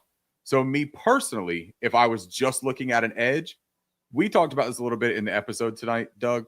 I'm looking for juice. I want somebody that is going to bring me hell in a shell, right? I'm a Maryland Terrapin fan, so I'm going to say that, right? I'm looking at Josiah Stewart right here. Is the player that I look at. Now, he's an undersized football player from a standard, right? I believe he's about 6'1", 250 pounds. Yep. This dude is all go all the time. And you look at 6'1", 245, that's the same size as Jalen Walker. And when everyone gets really excited about Jalen Walker and starts talking about who he can be, Jalen Walker is at his best when he is an edge, not when he's an off-ball backer. Josiah Stewart right here has more of a pass rush bag, and he is an edge player. He is not going to play linebacker for you. This guy's going to get after the quarterback. He's a pin your ears back and go. So if I was looking strictly at an edge here at this pick, this would probably be where I would go. I would look again at like the safeties and the cornerbacks probably as well. I saw that Carson Schwesinger was available. That's also a player I think makes a ton of sense for the Panthers. But if you were to look at safety and cornerback, you might look at somebody and say that's something that I want there. I don't know who is still available. Here you go.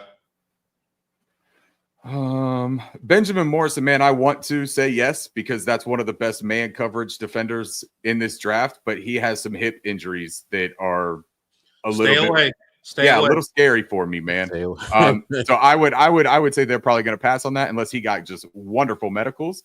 So look, it's between you guys get to make this pick. I feel like I influenced the first one. I'm also very high on Jordan Birch. I think he's a really good football player, but again, he's one of those tweeners a little bit. I think he has more stand-up ability and outside pass rush. Used to play at South Carolina, then moved over to Oregon. Finally kind of put it together this year, dealt with a little bit of injury. But this is a 6'6", 270-pound guy as well. It says 295. His playing weight's not going to be that in the NFL. Very similar like a Nick Scorton, right? Like he's gonna play smaller than that because they're not going to ask him to play inside. But Josiah Stewart, I think, is the guy that I would not sleep on right there personally. So I would say this because I've drafted Jared Ivey before, so I mean we know how fluctuated PFF's grades are. So I'll go Josiah Stewart. I am hoping that CJ's number one inside. Well, he's not number one, but one of his favorite interior D linemen are available at 74. I did see him up there, but he shot up the board as well because I know if he's there, I know CJ's gonna be like, yeah, I know who Doug's talking about. Omar Norman Lott. He is hey, there. two of them up there. Yeah. So Jordan Phillips is the young man that we're talking about, and the other one is CJ West. CJ and myself had the pleasure of seeing Jordan Phillips in person. Chiseled. When I say chiseled, I don't even understand if he even has any body fat. I mean, he was getting his stock went so up because again, right before the Shrine Bowl, I can say you could possibly get him almost in the 5th or 6th round. Well, I'll say 4th and 5th. And based off of what he did at the Shrine and at the Combine, I think somebody's going to get a gym where they've done their homework. He took it serious. His stats, I know everybody's looking at, well, what is his stats? I mean, he didn't really have any sacks. But that's the type of player that's going to help the person beside them get the sacks. He's going to take on a double team. Yeah. So Go ahead and talk about your guy. Go ahead and talk about talk about him. Let's hear what you think, CJ. I was gonna say Jordan Phillips is built like a triple wide trailer, man. That's a big dude. And you know, when seeing him in person, you know, a lot of times you look at people and I saw him, and I was like, I kind of looked up, I was like, oh, you know, one of the nicest guys, you know, I've ever talked to, you know, but I like he was saying, I think he brings that leverage. He could take on double teams. He's insanely strong.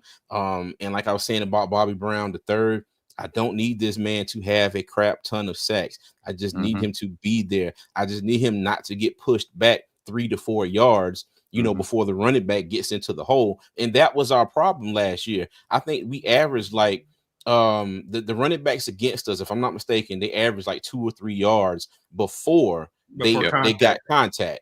And if you look back at some of our tape, our defensive linemen are getting pushed just backwards, just straight backwards. So, I think he would be a good fit. Him and CJ West is another one. The one from Indiana. I think he's another one.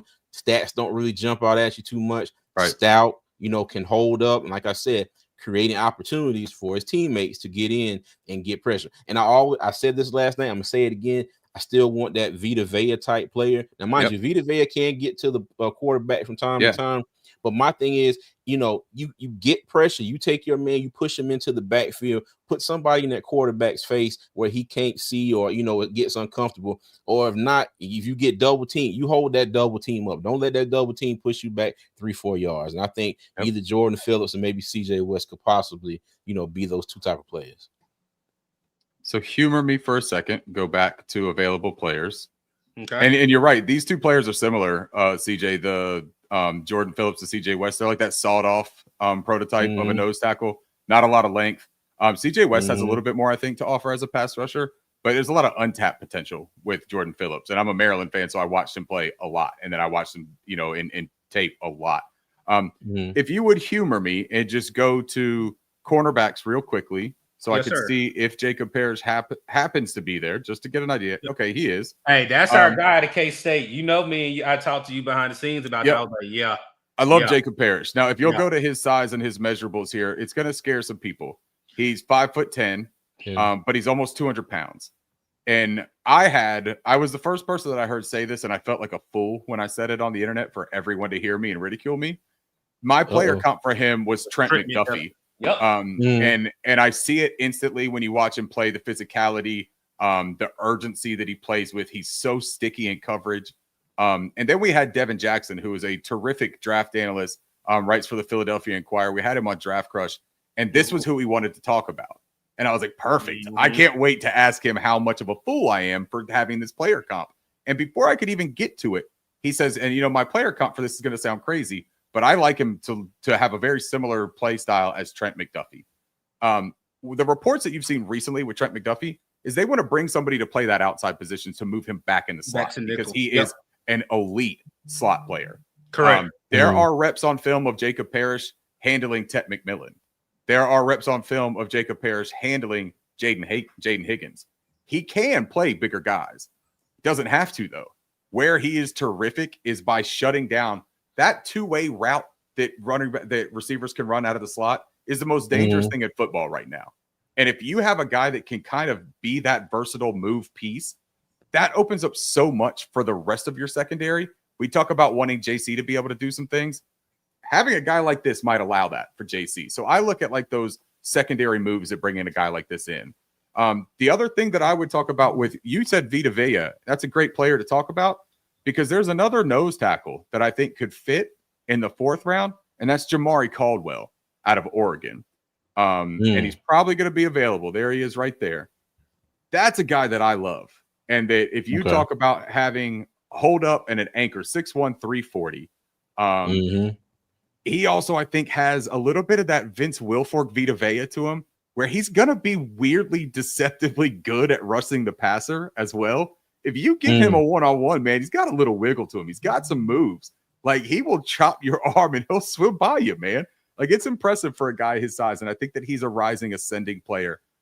So that would just be my argument there for not taking one of those nose tackles is because, A, I don't think that they play a huge volume of snaps because of the fact that they're probably a base player only, and we have Bobby Brown, who's probably going to get a good chunk of those snaps right away too, that someone like Jacob Parrish could potentially come in, challenge and beat Shaw Smith-Wade for that nickel spot. And if that's the case, Mikey Sainer still played like the 15th most snaps in the NFL last season as a rookie nickel for Washington's defense. And that allowed Frankie Louvu and Jeremy Chin to start moving around in that box. And I love that for Trayvon Merri and for J.C. Horn. So I love the ramifications that a guy like Jacob Parrish could have personally. Okay. I feel like a used car salesman right now, and I'm trying to talk you out of what you want, CJ, and I don't like that. Like I feel like I'm trying to change your mind, but I've done this so many times now with the draft show that like I have a idea of some players that I just really love for the Panthers, man. Hey, don't worry about it, Ricky. Hey, brother, I'm listening. Trust me, I'm listening. I'm taking it all in. Ricky, I'm just afraid because if we do interior, because we already have wide receiver, we need an interior. I am so afraid because I like Jacob Parrish as well. That if we take, think about your defensive tackle rotation right now, right? Think about who you have on the roster. You got Derek Brown coming back. You have Ashawn Robinson. You have Turk Wharton, and then you have Bobby Brown, right? Those are the 4 that you got locked in right now. And then you have Shi Smith. So you have 5 NFL players for that rotation right this second. Yeah. I don't think that if you were to miss out on Jordan Phillips or CJ West, as much as I like them, and look, give me a Terp on this team and I'd be ecstatic, right? Like I'm a Maryland fan. So like I'm not going to argue with you about Jordan Phillips. I like him a whole lot. But does he move the needle for the defense? Does he give you the versatility that maybe Jacob Parrish could? Yeah. That if you got Jamari Caldwell in the next round, or if you got another guy, Cam Jackson is a guy that we have a 30 visit scheduled with, right? And the same thing, that Florida tackle. And I think you get him in the 4th, 5th, 6th round. So I think you got to look at what they're doing here too. And the emphasis seems to be on these kinds of things. They said they want touchdown scorers. Ted McMillan has the most touchdowns of the last 3 years of anyone in this class. They want juice and they want aggressiveness on the edge. Josiah Stewart brings that. And then they want versatility in the secondary. I think that's what Jacob Parrish gives you. And it's a nickel position that they have not been able to find the answer on. And Noah Williams is another one too. Love Noah. We were able, CJ, you remember we saw him at the Shrine game as well too. Absolutely love Noah. I think he's more of an outside corner. Yes, but that is a fantastic cornerback right there. And if you're going to double dip in the secondary, I don't think you could do much better than a Jacob Parrish, Noah Williams double dip later on in the 4th or 5th rounds. Correct. Hey, but Ricky, while we're at it, since you're doing such a good job, Spectracide or Roundup for my yard. Because I'm having trouble with the two of those. You got to be careful because Roundup has so many different varieties, right? You got to make sure if you're getting the one that can go on concrete that's not going to kill the grass. You just got to make sure, man. All right, so we're going to go with Jacob Parrish. I like Jacob Parrish. CJ, are you cool with it? Again, did you just bring I'm cool with it. All right, and then hopefully we'll go. Yep, and I'll give you CJ West here at 109. Now, real quickly, look down and look at that center or the safety that was the first name that popped up on that list. Oh, yeah. Never mind. Andrew no. Never mind. Yeah. CJ, Andrew Makuba. Now, look, we talked. Remember earlier in the episode, we talked about what Trayvon Merri does well and what could be the perfect complement to him. Yeah. Boom. Yeah. This is the kind of guy that if you can get him and you can target him, huge difference maker. This is a ball hawk, and this is a physical presence. He's only 190 pounds. This dude lays the lumber. He is lightning quick. He's all over the field, and I think that if you put him in that center field position, you are going to get the absolute most out of this kid that you could possibly get. Okay, I don't have nothing else to say. I totally agree. Hey, make it happen, Captain. Totally agree. But now we missed out on your guy because I am sure that he's gone. Well, let's see. Yeah, it's all good. Gone. Yeah. Yep. It's all good. But It's just, Cam there too. Some of these cats, especially defensive interior, I want to take because I just the thought of injuries happening and Tuttle is back in the rotation at 100%. Nose tackle. Just it just makes me quiver. No, I'm with you. You got to get depth there at that nose tackle. I don't think you can walk away without that, or without at least another free agency signing, right? At net nose tackle. Yep. All right, so Ricky, I'm not going. If you say save it, you already know what I made the point. I'm not go for say it. Much. Yeah, no, go for it. Okay. So shout out to Edgar and Ricky. They're supposed to have our guy Dunk over at Unnecessary Bluntness. Shout out to Dunk over there. They were supposed to talk about this young man right here on the screen. Right now at pick, what pick are we at? 141. This is the one. This is the pick that you take this guy at. Go ahead, talk, Ricky. Your floor is yours. I mean, this is a guy. He was a wide receiver, and now he's converted over to running back for the last year at SMU. This is the wiggle running back that is not on our roster right now. Obviously, he's a prolific pass catcher, having been a former wide receiver. Really good vision, very fast feet. I mean, incredibly fast feet. He can make a cut. He's got that bounce cut type of movement to him. The only thing with Brashard Smith is that he's relatively slight. He's 196 pounds, but when you look at him and you actually see his frame, it is a slight frame. But if you're asking him to play a complementary role, if you're asking him to do specific things, this is a guy that can open up. You talk about like a joker, right? Like a mismatch in the offense.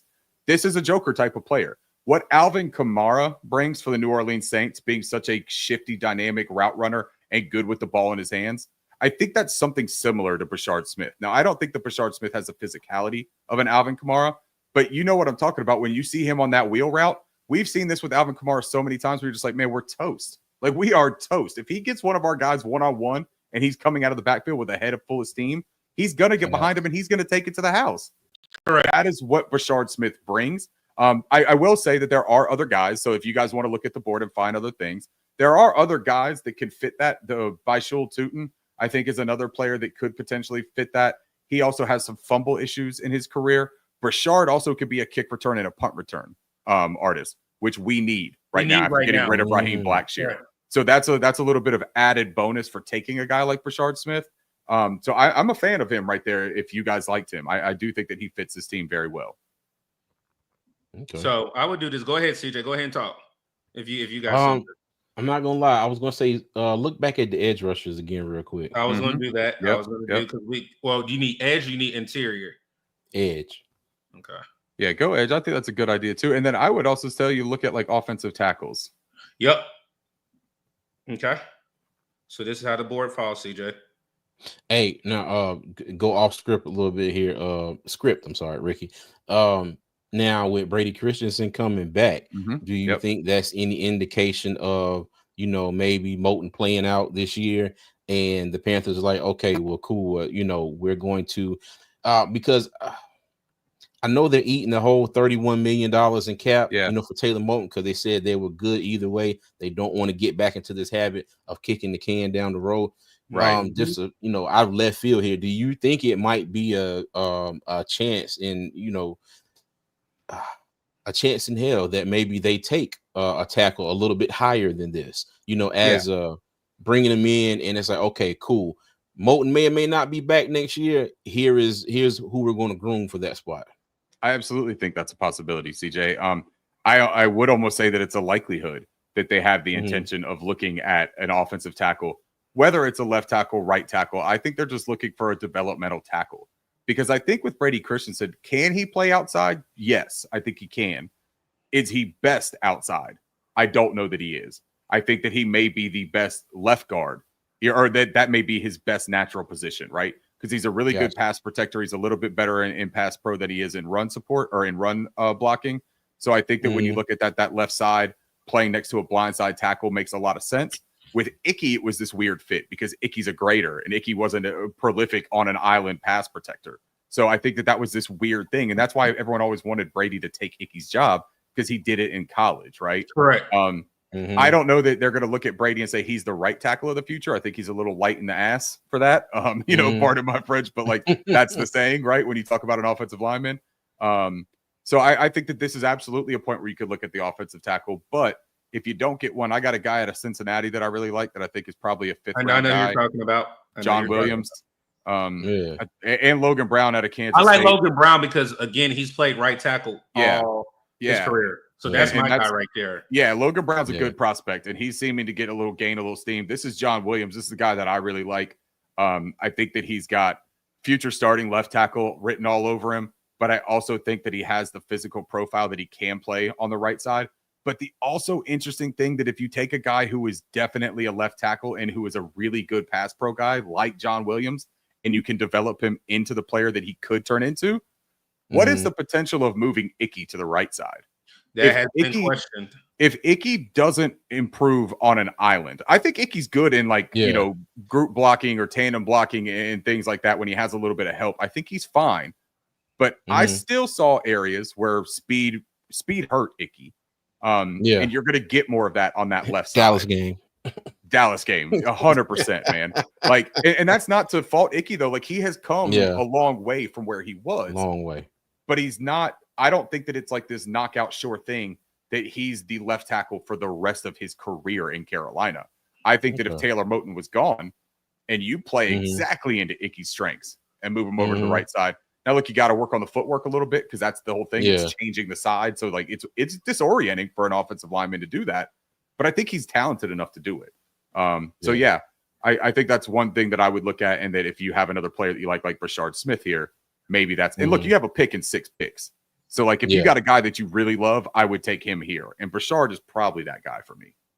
All right. And, you know, these 1-year contracts, too, make me think a lot about that. There's quite a few 1-year contracts on this offensive line. Yep. You know, so that might be a factor, too. And so they are absolutely looking for somebody to come in here, right? Yeah. All right, let's see. So there's another safety I also like as well as Billy Bowen Jr. Missed tackles though. Yeah. But I think that he could be another good target with Trayvon Merri because I think that kind of like offsets a little bit of that worry. But still, I think that Makuba is like a hyper version of Billy Bowman Jr. I think that he offers you a lot of that athleticism and the playmaking as a coverage safety, but I think that he still gives you a little bit better physicality and run support. And then here's Upton too. Yep. Upton style, who Ricky and myself were talking about again. That 5'9", 182. Again, he will not play that in the league. He will definitely be down in the box at that nickel position. But again, like I said, for his size, coverage is outstanding, run defense is outstanding, missed tackle again for his size. If you see that, that is elite, elite. So what does the edge look like again? I know CJ asked for that last time. I don't know that I ever really like even saw who was there, but I'm kind of with CJ on this, that if there's somebody else with, keep going down for me. Wasn't Johnny Walker Jr. higher up in this draft at one point? Yeah, Johnny Walker Jr. I think people are like down on him for some sort of size issue, but I like him. He's got good tape. Colin Oliver is a super intriguing name down there too. If you want to talk about juice, this dude is super intriguing, man. Now he had injuries, so he only played 2 games last year. His 2023 tape, he was kind of in that hybrid outside linebacker edge role as well. Looked like he put on some strength and got a little bit more explosive in the 2 games that I saw him play last season. But when you talk about like that, again, screaming off of the corner, but this dude has a little bit more linebacker versatility, I think, than Josiah Stewart. This is kind of like if you wanted Jalen Walker and you didn't want to invest in the first round because you weren't sure about it. You get a guy like Colin Oliver, and he might turn into your Frankie Louvu type of player. That investment, that's what they do, right? Okay. But I think he's a better edge rusher too, though, than they think as well. But that's somebody to take a look at. I don't know that you need to take a look at him here. I think you get him at the next pick. So if you want to look at that offensive tackle that you liked, Logan Brown, if you like Logan Brown, I think that's a solid pick right there. Okay, all right. Because I like fortifying the trenches one way or another, anyways. And now I understand we have not picked a defensive interior player here. He's still there, though.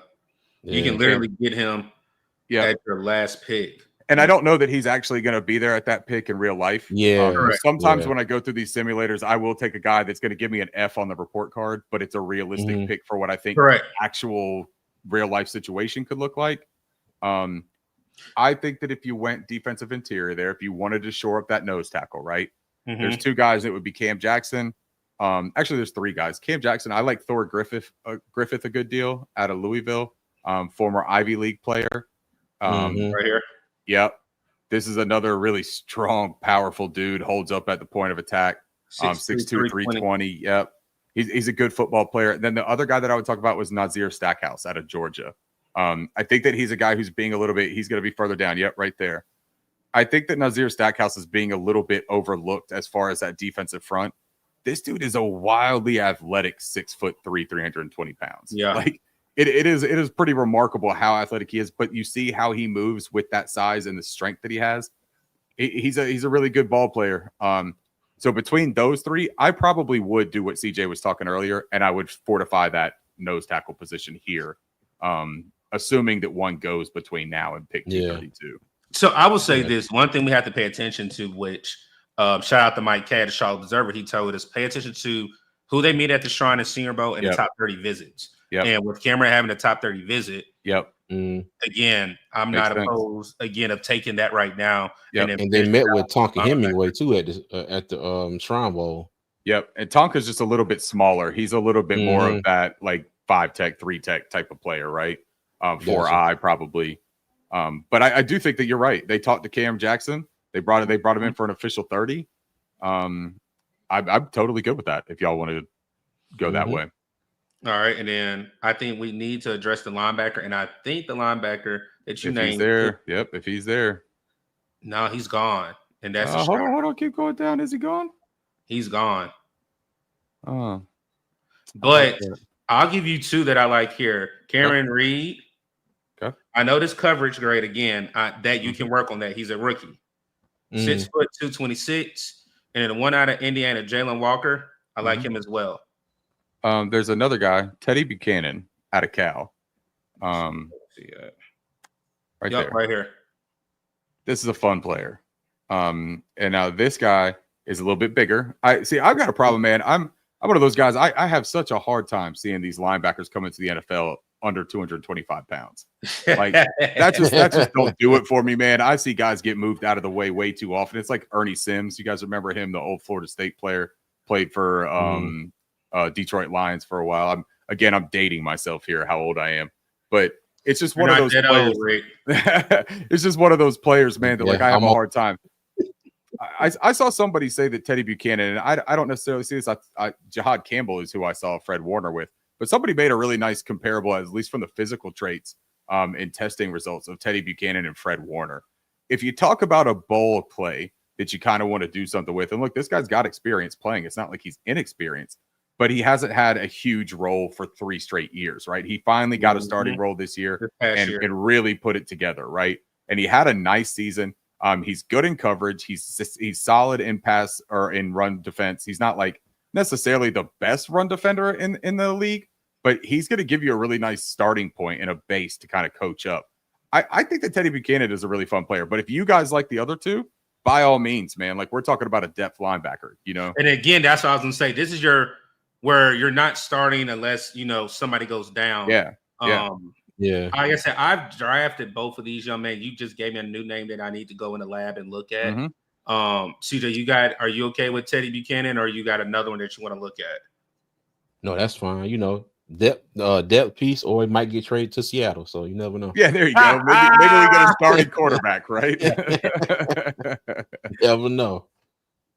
All right, so as we already know, some of these grades, we knew this. A is not for Ted. You got Joshua Stewart to B. Jacob again, because we probably took him too high. Yeah, that's what they think, man. I'd be shocked if Jacob was even there at 74, to be honest. Correct. And then you got Andrew McCoop, Brashad Smith a B, Logan Brown a D, because again, they're saying with the grade that he reached, Cameron Jackson a F, and Teddy Buchanan a C, still finished with a B. So even with you giving us a D, a F, and a D and a C, you still finish with a B minus. I would have loved to get another edge rusher. I think that we kind of sacrificed that by going Jacob Parrish. Correct. In the third. Correct. But I just think that if you get Josiah Stewart and you have, if Trevin Wallace takes a step and you just sign Pat Jones and you're hoping for some sort of development out of some of those other guys on the roster, Josiah just gives you that real deal pass rusher, man, and that juice from the outside that I do think is a needed part of this defense. So I think those first 4 picks, you got guys that offer skill sets that aren't currently on the roster. And that's how I also approach things, is I want to make my team more dynamic and more difficult to defend or to get past. And I think you did that. All right, man. So like I said, let me do upcoming schedule real quick, and then we'll go ahead and have CJ and Ricky tell us where they can find you at. So next week we have One Carolina. John will be joining us on March the 20th, next Thursday at 7 p.m. Members only giveaway will be March the 23rd, which is a Sunday. So again, if you do not have a membership by next Thursday, you're going to miss out on our first members giveaway here at What's Up, Doug. Then on March 27th, we will do our next mock draft, which will be mock draft 4.0. We're trying to do at least 5 mocks before the draft starts. So that is the upcoming schedule. Again, we will drop the link for those that do want to grab that 99-cent membership as well. I appreciate Ricky and CJ joining us tonight. Go ahead and tell us where they can find you guys at. You can find me. I'm on Panthers on Tap. We typically do every Wednesday. It's me, my co-host Curtis and Bryson.